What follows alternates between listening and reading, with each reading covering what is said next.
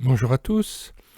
Nous allons poursuivre l'étude de la lettre de Christ à l'église de Thyatire et notamment au travers de la deuxième partie de la promesse du Saint-Esprit, chapitre 2 de l'Apocalypse, verset 27. Il les pétera avec une verge de fer comme on brise les vases d'argile, ainsi que moi-même j'en ai reçu le pouvoir de mon Père. Nous relisons l'intégralité de la lettre au préalable afin de mieux percevoir le contexte particulier de cette église. Écrit à l'ange de l'église de Thyatire. Voici ce que dit le Fils de Dieu, celui qui a les yeux comme une flamme de feu et dont les pieds sont semblables à de l'airain ardent. Je connais tes œuvres, ton amour, ta foi, ton fidèle service, ta constance, et tes dernières œuvres plus nombreuses que les premières. Mais ce que j'ai contre toi, c'est que tu laisses la femme Jézabel, qui se dit prophétesse, enseigner et séduire mes serviteurs pour qu'ils se livrent à l'impudicité et qu'ils mangent des viandes sacrifiées aux idoles. Je lui ai donné du temps, afin qu'elle se repentît, et elle ne veut pas se repentir de son impudicité. Voici, je vais la jeter sur un lit et envoyer une grande tribulation à ceux qui commettent adultère avec elle, à moins qu'ils ne se repentent de leurs œuvres. Je ferai mourir de mort ses enfants, et toutes les églises connaîtront que je suis celui qui sonde les reins et les cœurs, et je vous rendrai à chacun selon vos œuvres. À vous, à tous les autres de Thyatire, qui ne reçoivent pas cette doctrine et qui n'ont pas connu les profondeurs de Satan, comme il les appelle. Je vous dis, je ne mets pas sur vous d'autres fardeaux, seulement ce que vous avez, retenez-le jusqu'à ce que je vienne. À celui qui vaincra et qui gardera jusqu'à la fin mes œuvres, je donnerai autorité sur les nations. Il les pétera avec une verge de fer comme on brise les vases d'argile, ainsi que moi-même j'en ai reçu le pouvoir de mon Père. Et je lui donnerai l'étoile du matin. Que celui qui a des oreilles entende ce que l'Esprit dit aux églises. Tout d'abord, il nous faut expliquer le vocabulaire employé par le Christ, emprunté à un peuple d'éleveurs, connaissant la vie avec leurs troupeaux de chèvres ou de brebis, ou la vie pastorale. Paître signifie en fait faire paître, faire brouter l'herbe à des brebis au sens concret, premier, dénoté, c'est-à-dire le sens du dictionnaire. Ici, cette image désigne, au sens symbolique et métaphorique ou connoté, la façon dont le chrétien qui aura reçu l'autorité du Christ se verra remettre une charge auprès des nations. Christ nous décrit la façon dont il devra s'acquitter de cette tâche en ayant en charge la gestion des nations. 1. Qui paie un troupeau doit le faire avec humilité. Celui qui a vaincu sait combien il doit sa victoire à la grâce de Dieu, à sa longanimité. Lorsque Dieu brise, il propose le baume, la guérison et l'espérance qui ne trompe point. Le chrétien sait bien, conscient de son état de pécheur perdu sauvé par grâce, qu'il n'est pas meilleur que quiconque. Il ne parlera plus de la même manière et ne donnera plus des ordres sur le même ton, n'exigera plus de façon blessante et tranchante. Oint du Saint-Esprit, son autorité est amendée par l'huile de consécration, et le croyant cultive volontairement une autorité tempérée par la douceur. Celui qui aura été bien corrigé saura bien corriger autrui. Qui a connu la réprimande de Christ et a déjà été dirigé et corrigé de cette verge de fer, qui a accepté le brisement ou la brisure du cœur entre ses mains, saura à son tour instruire autrui avec la fermeté et le discernement de son maître. Hébreux chapitre 4, verset 11. Il est vrai que tout châtiment semble d'abord un sujet de tristesse et non de joie, mais il produit plus tard, pour ceux qui ont été ainsi exercés, un fruit paisible de justice. Cette verge de fer n'est point l'expression d'un travail de casse et de destruction gratuite. Et ce n'est pas avec plaisir que Dieu nous humilie ou nous brise parfois comme on brise un vase d'argile. Lamentation 3, verset 32. Il est dit, mais lorsqu'il afflige, lorsque Dieu afflige, il a compassion selon sa grande miséricorde. Car ce n'est pas volontiers qu'il humilie et qu'il afflige les enfants des hommes.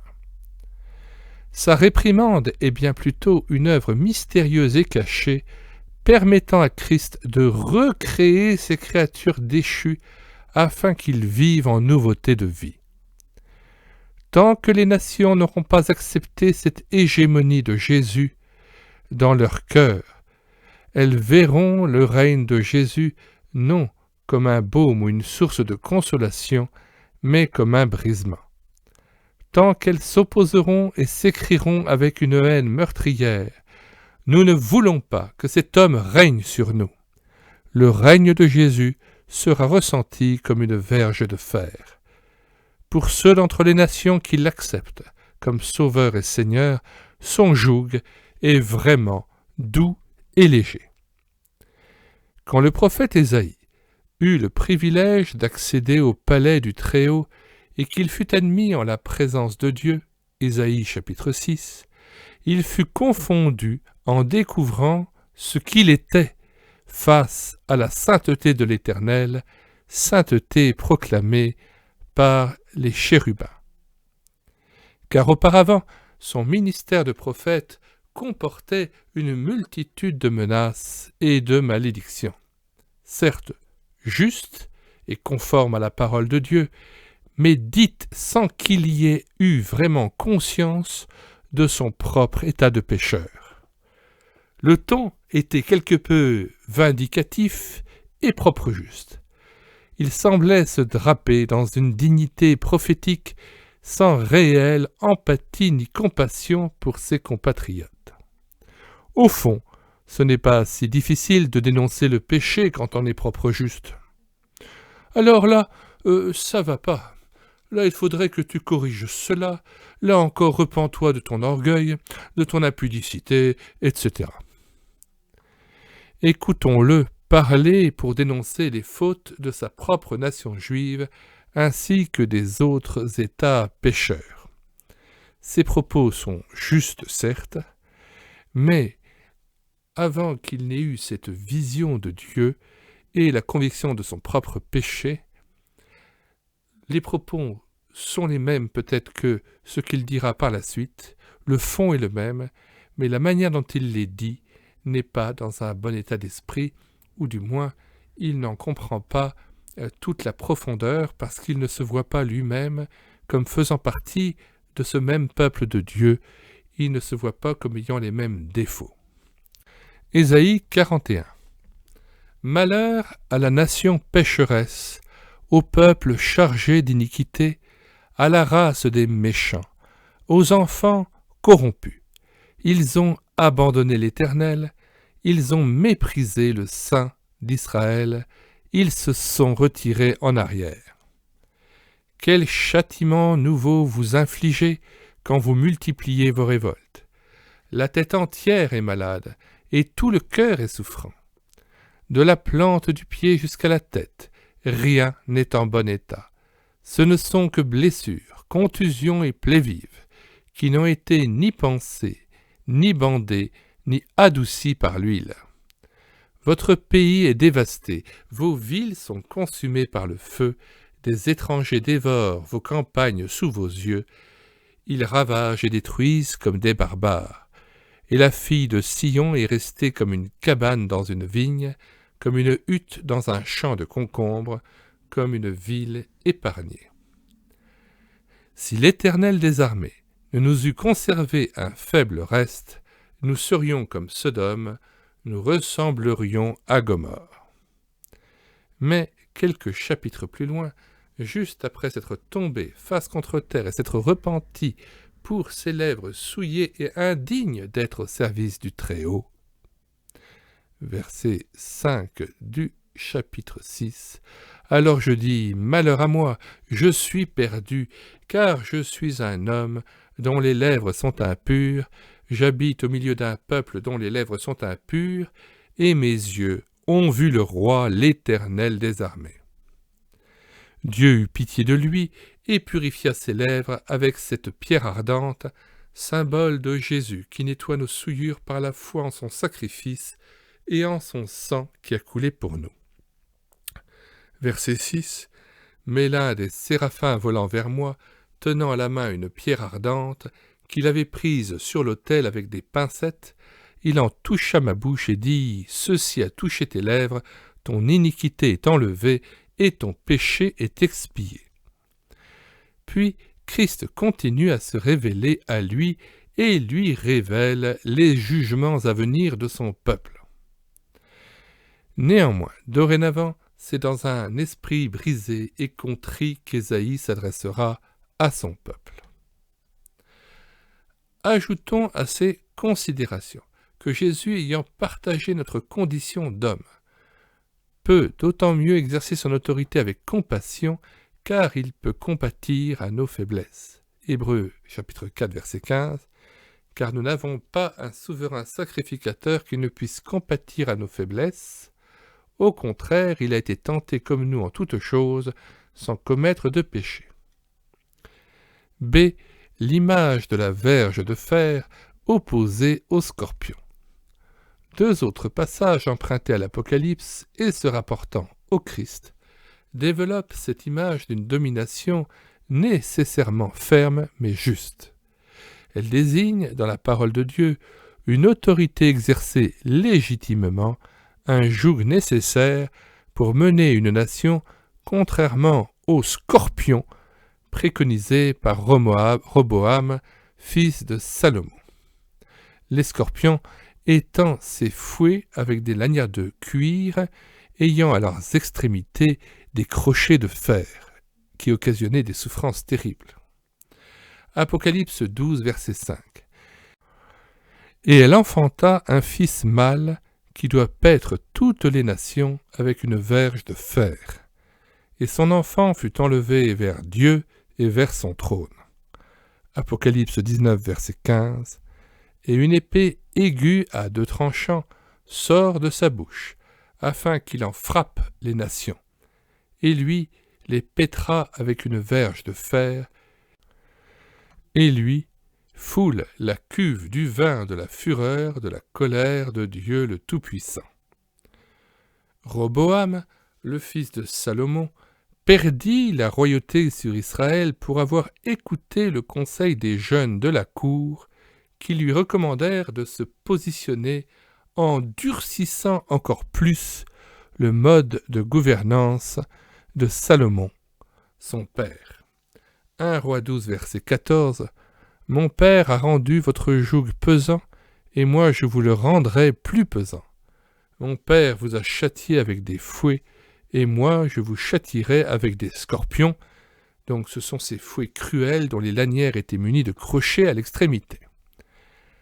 Ainsi, par son refus d'écouter le conseil des anciens, par un excès d'autoritarisme et de rigidité, Roboam perdit en crédibilité et le peuple d'Israël rejeta sa domination pour obéir à Jéroboam, et Israël fut divisé et séparé de Juda durablement. C. Un vase d'argile brisé.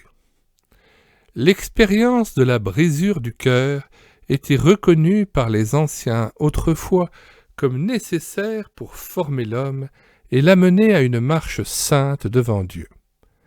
L'homme a besoin, dans son orgueil, d'être parfois humilié et repris, corrigé par les circonstances de la vie. Le chemin qui descend, le chemin du brisement et de l'humiliation, précède le chemin de la rédemption et du salut. Luc 14, verset 11. Car quiconque s'élève sera abaissé, et quiconque s'abaisse sera élevé.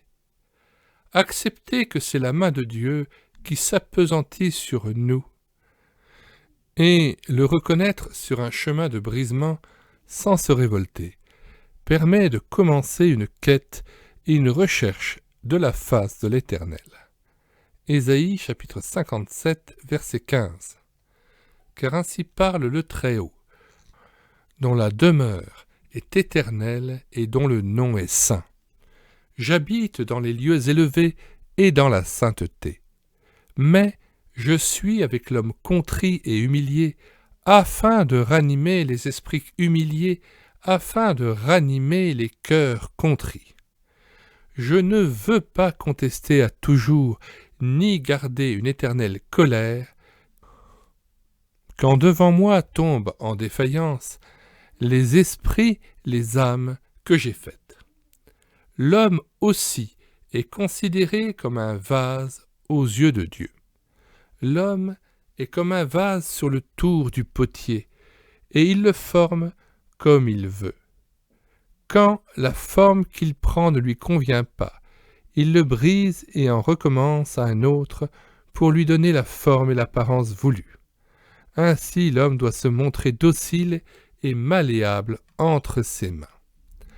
Dans Ésaïe 30, Dieu reproche à son peuple d'avoir voulu s'éloigner du sein d'Israël, et c'est ce qu'il fit effectivement en rejetant le Fils de Dieu en la personne de Jésus et en le faisant crucifier. Détournez-vous du chemin, écartez-vous du sentier, éloignez de notre présence le Saint d'Israël.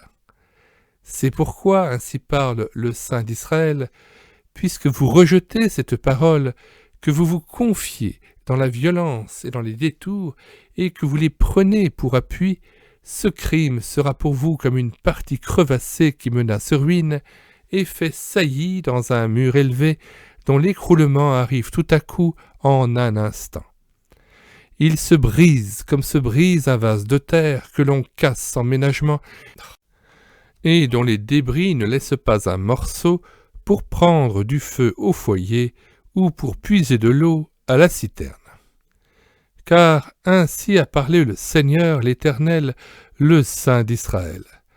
C'est dans la tranquillité et le repos que sera votre salut, c'est dans le calme et la confiance que sera votre force. Mais vous ne l'avez pas voulu. Dieu propose au peuple juif, mais aussi à tout homme, un salut parfait. Il lui faut croire tout simplement ce que Jésus a accompli, lui qui est le Saint d'Israël. Il a versé son sang pour nous et a expié à la croix nos péchés. Il est ressuscité et nous a envoyé son Saint-Esprit, le don de la promesse, afin de faire de nous des vases d'argile entre ses mains. À la croix, Christ a brisé le vase d'argile, l'homme naturel. En Jésus-Christ, nous sommes une création nouvelle, un vase nouveau, utile, un vase d'honneur entre les mains de Dieu, afin que nous soyons propres à toute bonne œuvre. Romains chapitre 9, verset 18. Ainsi, il fait miséricorde à qui il veut, et il endurcit qui il veut. Tu me diras, pourquoi blâme-t-il encore? Car qui est-ce qui résiste à sa volonté?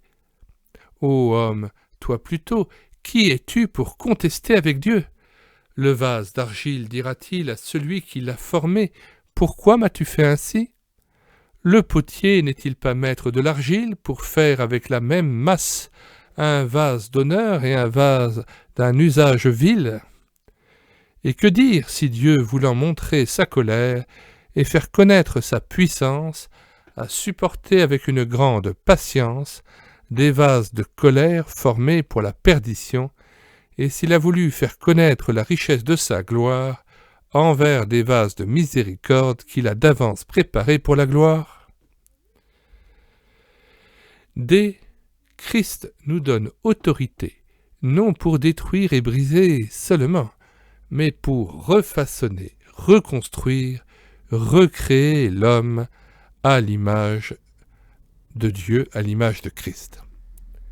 Ce qui brise l'homme, au fond, c'est de ne pouvoir naturellement plaire à Dieu. Reconnaître qu'on s'est trompé, que nos voies ne sont pas les voies de Dieu et que nos pensées ne sont pas les pensées de Dieu.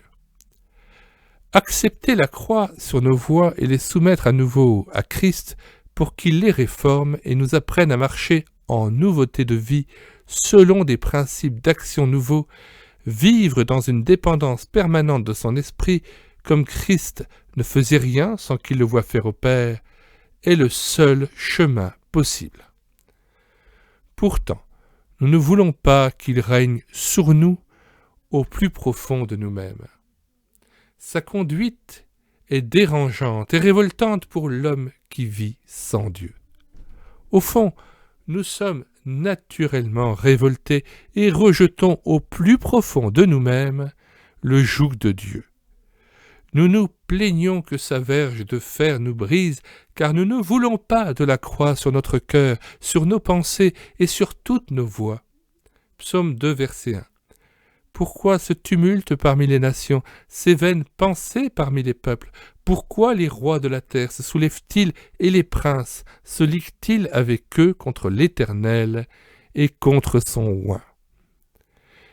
Mais acceptons de reconnaître plutôt qu'en servant les idoles du monde, l'esclavage de l'argent, de la gloire des hommes, du plaisir et de la débauche, nous tombons sous une domination bien plus pernicieuse, bien plus douloureuse, et source de tourments et de nombreux égarements. Il vaut bien mieux être brisé parfois par les réprimandes paternelles de Dieu que par les brisements sans consolation, les déchirures définitives et sans concession que nous imposent les scorpions du prince de ce monde. Eux, un joug et un fardeau léger. Matthieu 11, verset 29. Prenez mon joug sur vous et recevez mes instructions, car je suis doux et humble de cœur, et vous trouverez du repos pour vos âmes, car mon joug est doux et mon fardeau léger. Pourquoi Jésus peut-il affirmer que son autorité et sa conduite sont agréables et bienveillantes? Car il est fondamentalement doux, clément, patient. Il ne prend pas plaisir à heurter, contredire et humilier. Son humilité lui fait respecter ce que nous sommes, et nous avons le privilège de servir un grand roi qui s'abaisse à nous expliquer avec patience ses voies et à nous faire comprendre, comme à des amis, les voies et les desseins de son Père. F. Christ est aussi le Dieu qu'il faut craindre en tant qu'individu comme en tant que nation. Job, chapitre 36, verset 10. Il les avertit pour leur instruction, il les exhorte à se détourner de l'iniquité. S'ils écoutent et se soumettent, ils achèvent leurs jours dans le bonheur, leurs années dans la joie. S'ils n'écoutent pas, ils périssent par le glaive, ils expirent dans leur aveuglement. Pour ce qui est de la conduite des nations, souvenons-nous des châtiments collectifs, destinés à la nation juive notamment, qui suivirent l'endurcissement et l'égarement du peuple d'Israël, ainsi que son entêtement à poursuivre des faux dieux. Qu'on songe à l'exil et à la déportation des Juifs à Babylone sous le règne de Nebuchadnezzar. Dès l'an 605, ce dernier avait fait de la Judée une province vassale de son royaume et avait à cette occasion déporté quelques jeunes princes, dont le prophète Daniel et ses amis. Après la défaite du royaume de Juda en 597 avant Jésus-Christ, après le siège de Jérusalem en 587-586 avant Jésus-Christ, sous le règne de Sédécias, la ville est entièrement rasée et une nouvelle déportation moins importante s'ensuit, et enfin en 582 avant Jésus-Christ, elle s'est poursuivie jusqu'à la prise de Babylone par les Perses en 538 avant Jésus-Christ.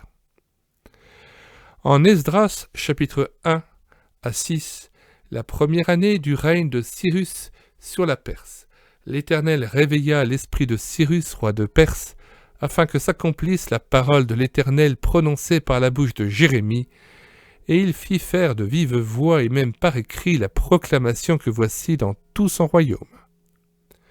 Chose incroyable, c'est ce roi étranger qui ordonne la reconstruction du temple de l'Éternel à Jérusalem et le retour d'exil. Verset 2. Voici ce que dit Cyrus, roi de Perse. L'Éternel, le Dieu du ciel, m'a donné tous les royaumes de la terre et m'a désigné pour lui construire un temple à Jérusalem en Juda. Qui parmi vous fait partie de son peuple? Que son Dieu soit avec lui et qu'il monte à Jérusalem en Juda pour reconstruire la maison de l'Éternel, le Dieu d'Israël. C'est lui le Dieu qui réside à Jérusalem. C'est donc Dieu qui a permis ce malheur d'Israël, et c'est encore Dieu qui releva et rétablit son peuple en le faisant revenir pour lui permettre de l'adorer et de l'aimer comme tout à nouveau sous sa conduite. Acceptons que Jésus ait le pouvoir de nous briser et de nous relever individuellement comme il a le pouvoir de briser ou de relever un peuple. Apprendre à le connaître, c'est aussi élargir notre discernement à l'étendue de son action, de son règne. Nous n'aurons pas assez de toute une vie pour contempler l'ensemble des domaines dans lesquels il règne, et combien toutes nos voies, comme toutes les voies des nations, sont entre ses mains. Proverbe 21, verset 1.